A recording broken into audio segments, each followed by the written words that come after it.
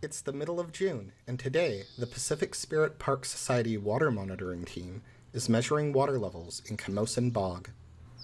Community volunteers like John Francis, Stephen, and Cora will test each of the piezometers around Camosun Bog every 2 weeks to keep a record of how water levels change over time.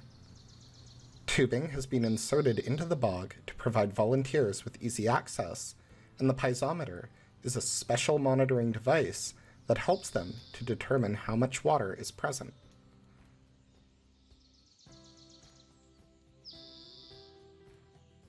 In 1929, as part of nearby housing construction, a drain was installed at the southeast corner of the bog.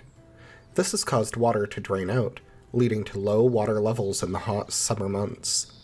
As well, global climate change has resulted in a hotter, drier environment that will result in forest plants slowly moving in and replacing important bog species over time.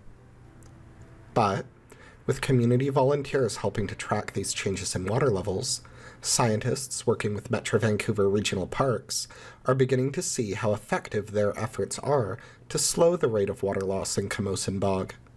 By working together, they're slowly making progress and helping to keep the bog healthy for future generations.